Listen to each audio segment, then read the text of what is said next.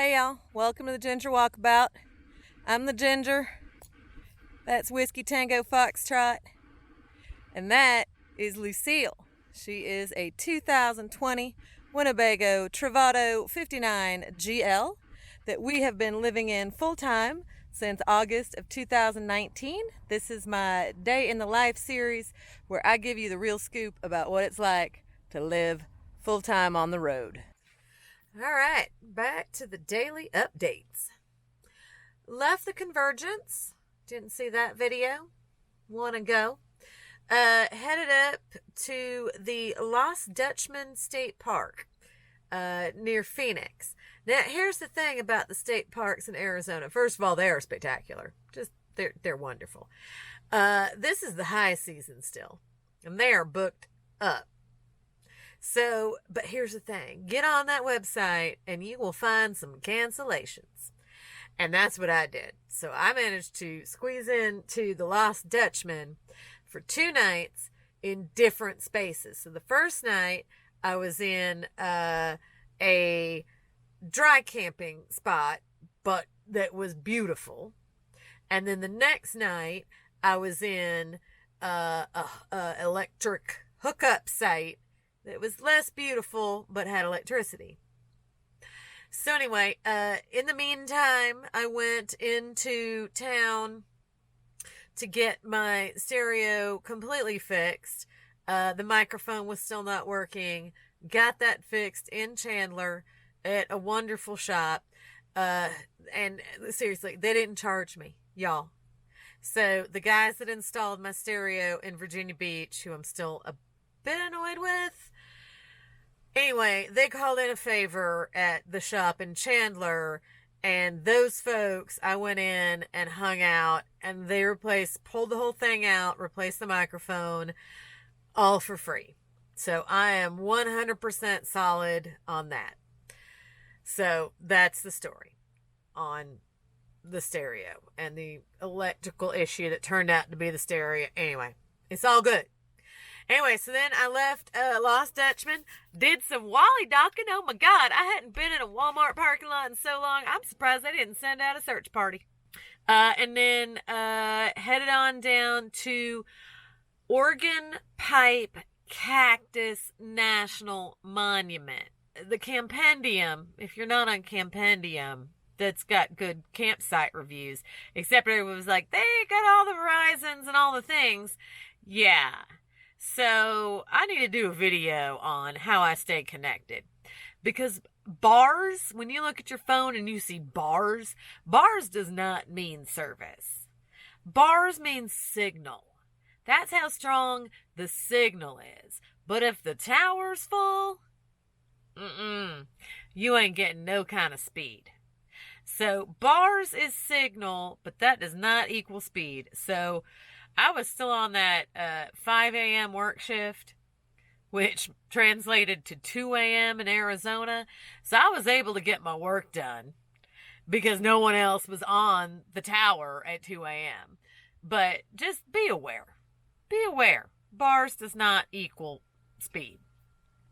Anyway, but this Oregon Pipe Cactus National Monument was right there on the Mexican border.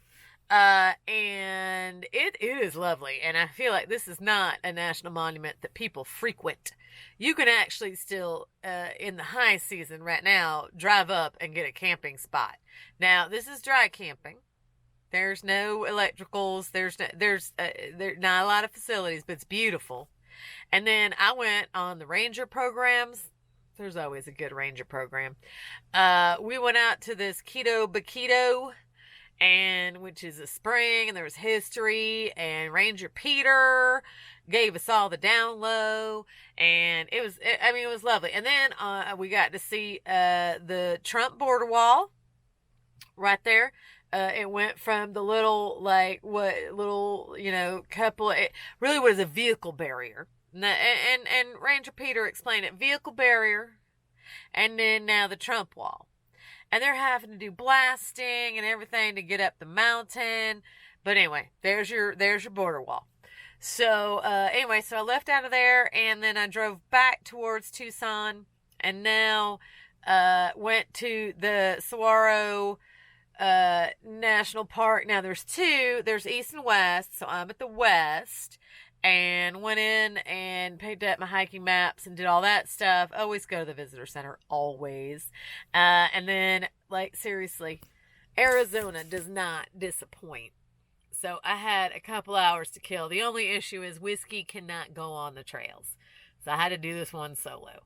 But hiking up into the, like, up the wash, and there were the petroglyphs.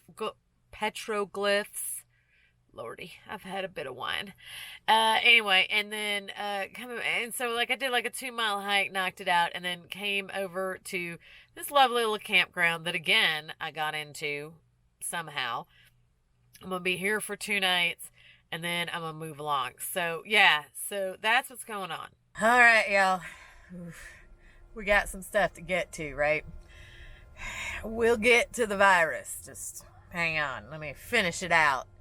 Southern Arizona. So, after I went to my little hike at the Saugaro National Park West, I stayed at the Gilbert Ray County Campground that is adjacent, and the next day I hiked Brown Mountain.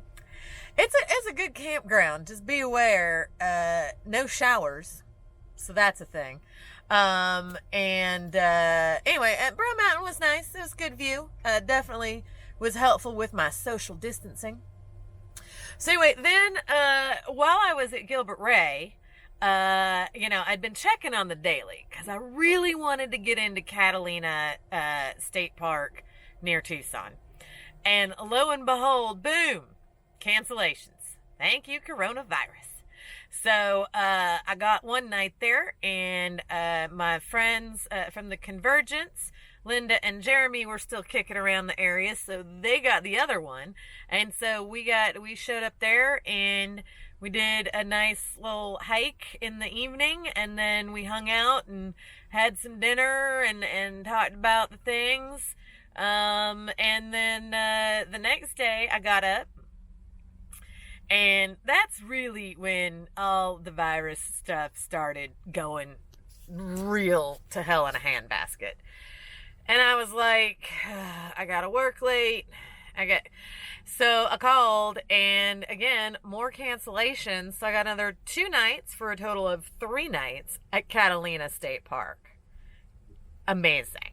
So I would get up in the morning and grab the whiskey dog and go do a morning hike for like 3 miles and then come back and work.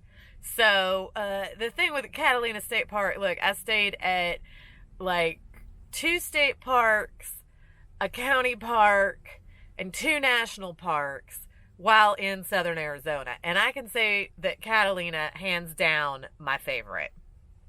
Because it's got water. It's green and there's water. Like Whiskey and I, one morning, we hiked up to a waterfall. Y'all know I love some waterfalls. And then back another day down along the river. And it's just green and the wildflowers are blooming. And it's fantastic. So, and also, Arizona, not quite in full coronavirus panic mode. So, parks are still open. People are still there. There wasn't quite as much social distancing from some people that I would have liked to have seen, but I stayed very isolated. Other than hiking, I was in my van. Anyway, so once, if you need a place to go, I would definitely check out Arizona State Parks, because as of right now, still open. So that wrapped up my week of running around and seeing the sights in Southern Arizona. All right, so let's talk coronavirus. If any of you watching are actual full-timers, you know what's going on. Those of you who aren't, here's the thing. They are shutting down. I know I'm touching my face. Trust me, these hands, I don't have fingerprints anymore for all of the sanitizer and hand washing that's been going on. I'm in my own van. I'm touching my face. Leave me alone. So they've just been shutting down parks right and left. They're like, I mean, even around Moab in Utah, they're like closing down BLM land. Like, you can't go there. The Outer Banks in North Carolina has closed to everyone but residents.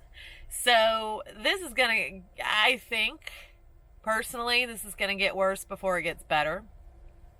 So it was reluctantly, I went ahead and I canceled the rest of my plans for Southern Arizona up to the Grand Canyon to Vegas, and then of course the convergence, the Escapers convergence in Bishop, California was postponed till September. So, you know, no reason to head that direction. And after consultation with my family, I am going to head to my aunt and uncle's family compound, as we've always called it, in Southern California.